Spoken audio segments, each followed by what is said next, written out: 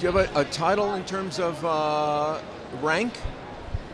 My title is I represent Zaka around the world today, and until October 7, I never took a front line. I would love always to be behind the scenes, because I give enough for myself. For the last 33 years, I'm a volunteer in Zaka International, so I never took a front line with a title. By front line, what does that imply?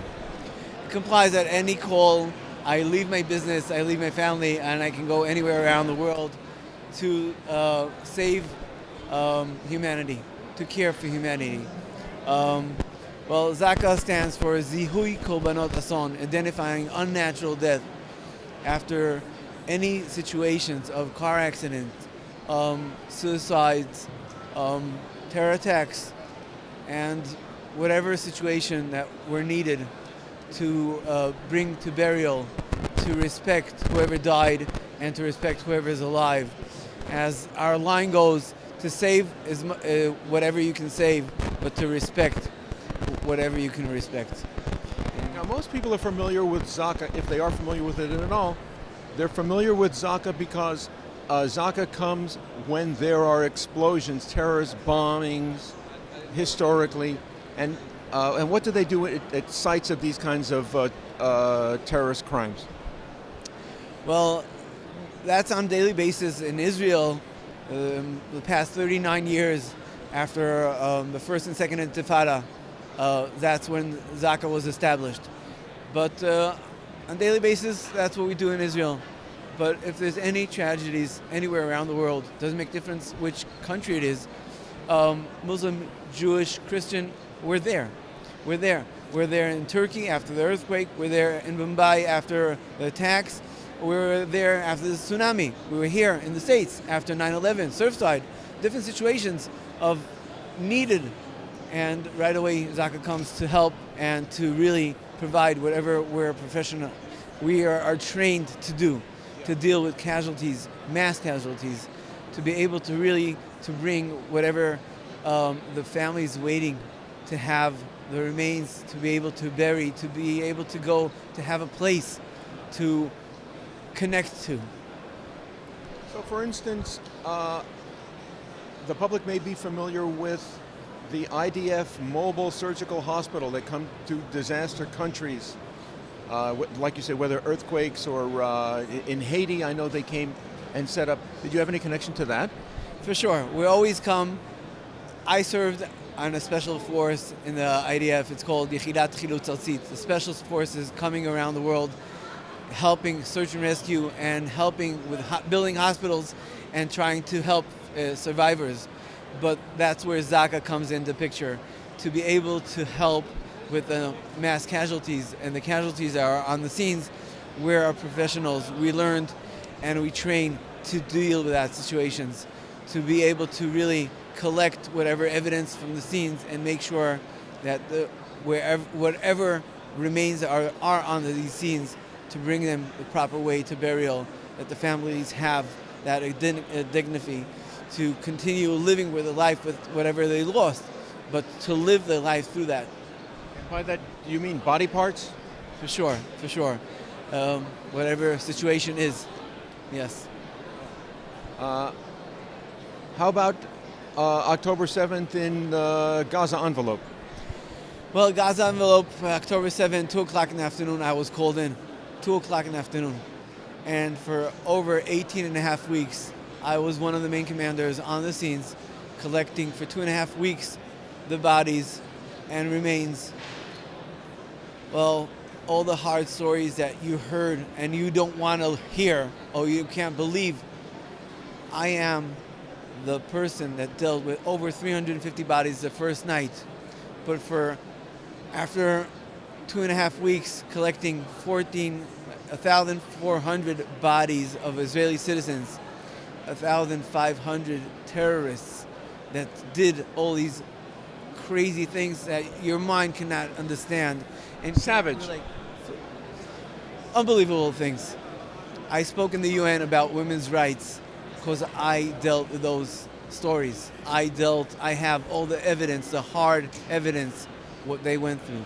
Palestinians put nails in the women's genitalia, Yes, hammered. yes, that was one of the stories that I spoke in the UN about. Yes, Did you see it? I personally dealt with that body. I was the one that dealt with my own hands. I was the commander to give all the instructions how to collect the evidence and see everything and really be able to bring this body to proper burial. Yes. So this is not for just anyone to perform. This takes a certain callousness, right? Insensitivity to, this, I guess maybe ambulance drivers see this in car accidents, but to see that this was not a result of an accident, but No, when you come to an accident, you say to yourself, okay, so that's life. Car accident, train accidents, it's a situation. We're talking about terrorists coming, invading into Israel, into houses, separating men and women, children from parents, and doing things that you cannot imagine in your wild life, seeing things that your brain can relate to the situations. But this is what you're seeing in front of your eyes. Now, people can say to you, well, you don't have the proof to show us that that's what happened. Just you should know, in Zaka, when you become a volunteer in Zaka, you sign on understanding and learning that you should never take ever a picture on a scene. Because when today you press enter, the whole world could see those pictures. And you want to respect the family and you want to respect that woman that died and that casualty. So you don't take pictures. But when we saw on October 7, the situation that it took 50 years to deny the Holocaust, it took 50 seconds to deny October 7, we got a special straight request from the Chief Rabbi of Israel and the Prime Minister's office that we have to make sure that we document every place. We have pictures. We have over 200,000 images from the scenes. We're not going to show it to people. It's by the police. They have it. They use it for whatever evidence they need. Whoever needs to see it could see it. If the Prime Minister of any country wants to face the situation and he denies the situation, he could see those pictures on live, the videos, me taking care of those bodies. It's not for the public because we respect those families. Because today you press enter and the whole world sees it. So by saying you don't have the proof, we have the proof. But we don't need to show the proof. We are the target. We are the ones that were invaded into Israel. And these terrorists did whatever they want to our beloved family.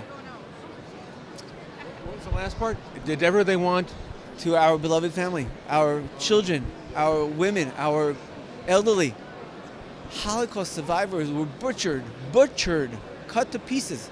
It's unbelievable. You come to a house in Be'eri, and while we walked into the house, the smell was unbelievable. But Putrid. No, from the blood. Smell of blood. And when we walked into the house, there was no signs of bullets or any remains of the casualty. And when we walked into the bedroom, I slipped on a puddle of blood. And in front of my eyes, what I saw was a hospital bed with different machinery. And on the bed was a body of a Holocaust survivor that was cut to pieces with hammers, sludges, knives, screwdrivers. That was how this person died. It's unbelievable what these families went through. And if you think about it, who in the world could do such things? Animals don't kill that way. Animals kill to eat. This is something that only the devil. Were these people necessarily mutilated while they were dead or alive? No, they were alive.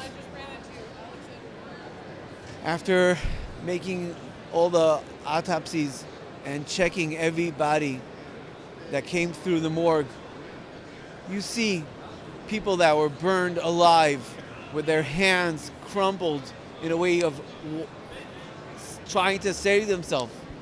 Everything is being checked deeply in to see the real truth behind every body. And talking about the Bibas family that are buried today after 511 days. Just today. Just today. Those two little redhead babies and their mother. Well, the forensics shows they went through hell. They were taken hostages alive. And the forensics... Do you know what the forensics showed? I understand that it was revealed that they were strangled. Brutally, unbelievable situation, what they went through. It's something that the mind cannot understand. Now, these are people who were living like a commune. They were peaceniks, weren't they? They were liberals. For sure. These are people that were taking the Gazian families to hospitals. Lifshitz was taking sick children from Gaza to hospitals in Jerusalem and Tel Aviv. He would take them for treatments. Into Israel. Into hospitals in Israel to make sure that they get the best treatment. And they killed him in Gaza after they took him as hostage. This is someone that was caring so much for them. And this is what they did to him. It's unbelievable. You can't even imagine. You can't even relate to a situation like that. This adds a new level to the term massacre. For sure. It's not just a rifle with bullets. No, not at all. And some people ask, so how do you know that it's something that systematically happened? Well, when you see it in one house, you say, okay, maybe someone was an animal over there. But when you see it again and again and again in different places, not in one kibbutz, but in a lot of kibbutzim, it's not something that happened. It was a plan. They had a plan how to kill. If you have the time, brutal the body. If you don't have the time, just shoot, kill, and burn. So you get rid of the evidence as much as possible. But as I said, they burned a lot of the people alive in the cars, in the houses, and some of the kibbutzim in the Nova Festival, in that area. Bodies were mutilated, unbelievable. And after they did what they did, they just burned the bodies. Now, in August 2005, at the instruction of the White House, Israel disengaged, they call it disengaged, from Gaza, and forced out 8,000 Jewish towns, communities there, for the purpose, as Ariel Sharon claimed, the purpose of letting the Palestinians demonstrate their neighbor worthiness for a state. Now it works out their worthiness 19 years later. Well, it's a situation over there that, well, as a Zaka member, we don't get involved with politics at all, but we see what happened. We see it with our own eyes. We're not talking politics. We're talking about evil and hatred. They didn't want the people living in Gaza. So, okay, Ariel Sharon moved them out. You mean the Arabs didn't want the Jews living in Gaza? Sure, for sure. Exactly. They said that's their land. So Ariel Sharon took these families out of their houses and brought them into different places around Israel. And the Gazians got more land. That wasn't enough. They were planning then the attack on Israel. As we can see, these tunnels didn't happen in one day. Years and years and years, these tunnels were planned. And with help from Iran and China? Yeah, for sure. Behind the scenes is the hatred of Iran is building more and more and more hatred around the world. And it's unbelievable. Now, in your work with the Israeli version of the Mobile Army Surgical Hospital, you've been in other disaster sites, like what kind of places? Well, we're in Turkey after the earthquakes many times. We were there to help. We were in China after they had a mud earthquake over there, also many years ago. Bombay after the terror attack over there. We were in Guatemala, 9/11, Surfside. So many countries around the world, anywhere that they need their help, Israel comes. But not only Israel. Zaka comes to different countries that we have no good relationships with their countries, but Zaka comes because we are a special search and rescue team under the UN authorities. And that's the reason I stood in front of the UN and I said, you call me up and I leave my family and I leave my country to come to any place around the world, not Christian. I'm talking about Muslim countries that are not friendly with Israel. And I come. And I come because I understand what humanity means.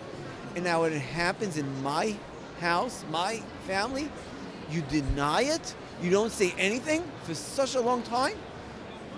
Oh, after I came with all the evidence and I showed it, and I had to show exactly where it happened. They sent someone to come to Be'eri, to Kfar Aza, to different places to see the scenes, to say, okay, oh, this is where it happened? They did not believe us. Until now, it's still in a certain process. It's annoying. It's so much hatred. And we have to stand up for that. And we have to stand and shout. Because after the Holocaust, we had Holocaust survivors. And the Holocaust survivors had numbers on their arm. I feel that I am the number on those people that died on October 7th. I am the number. And I have to stand strong and speak and be their voice to speak for them around the world and make sure that we stand up together united, Jews, Christians, that care for each other and say, never again, it's never again. Not like after the Holocaust, they said, never again, but okay, it happened again. No, never again, because it's happening. Europe is full of Muslims. And what's happening in universities here around the States is unbelievable. The young generation parading and praising Hamas. They don't understand what Hamas stands for. Hamas stands for hatred. Islam, radical Islam. We're talking about beheading people. What? We saw what Daesh did around the world. We saw what's happening. Daesh meaning what, the Islamic State? In the Islamic State, yes, for sure. We see what's going on. And, well, if we don't wake up today, tomorrow is going to be too late. Today, we have to wake up. And we have to stand strong against the evil.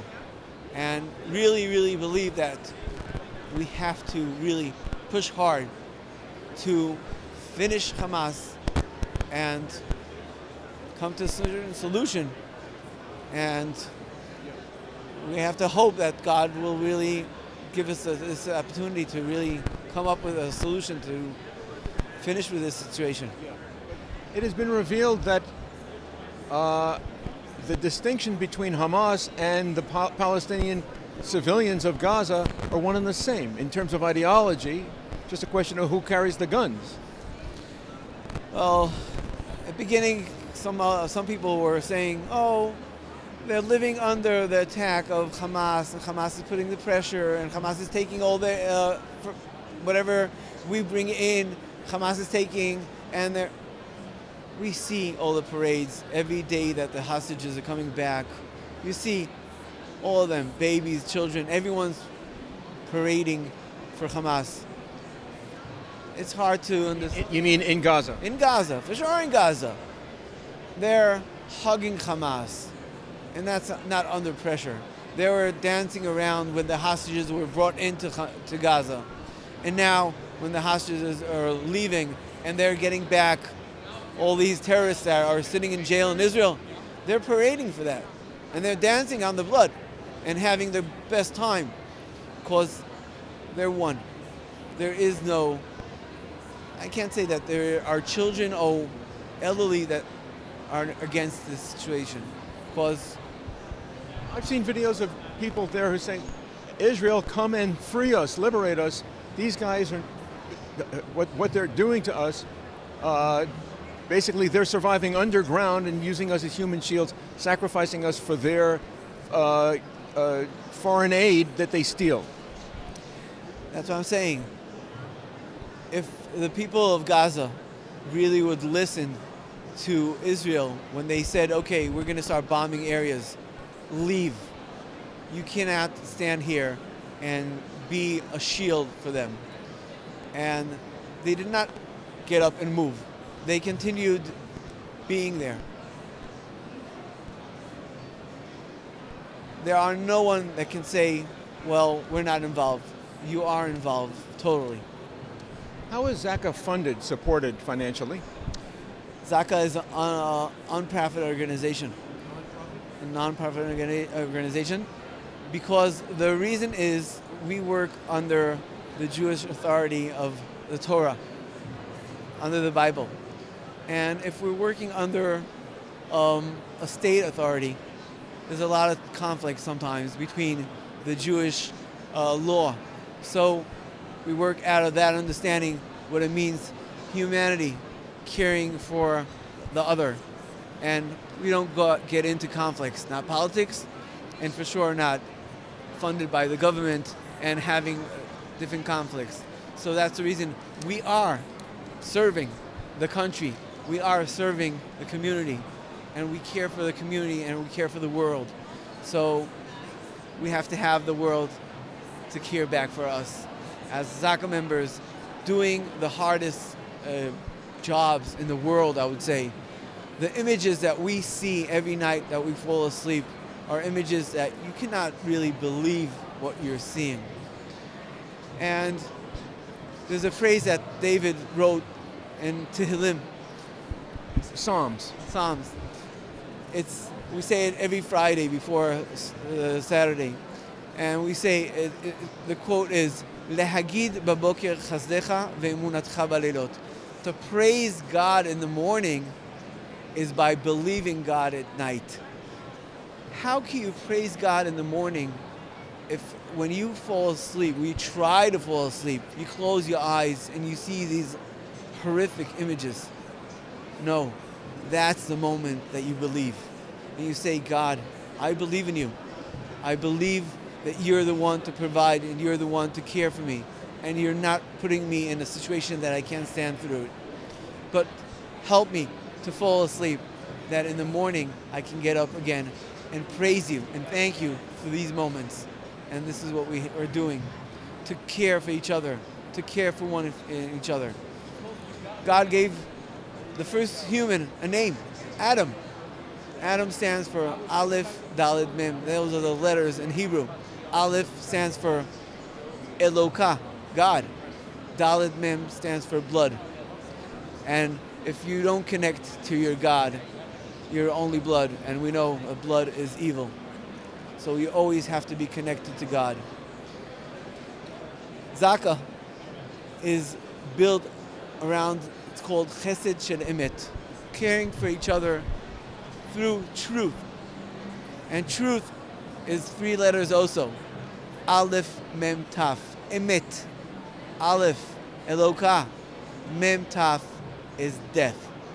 If you don't believe in true God, if you don't connect to your God as a human, you're dead. And that's our main goal in life. Care for each other. Care for humanity. Do good. And through that, we'll be able to hug each other. And when I'm talking about a hug, we say 2 for tango. There's always 2 for a hug. When I give someone a hug, someone's giving me a hug. It's not always that I need the hug. Sometimes he needs the hug. But over here in the NRB, seeing such a hug from the Christian community and the American nation, caring for Israel so deeply, it's unbelievable. This hug gives us so much strength to continue doing what we're doing in Israel, living in the land of God, and knowing that we're doing the right thing. And we really, really appreciate. Thank you so much for having us on this episode. Thank you.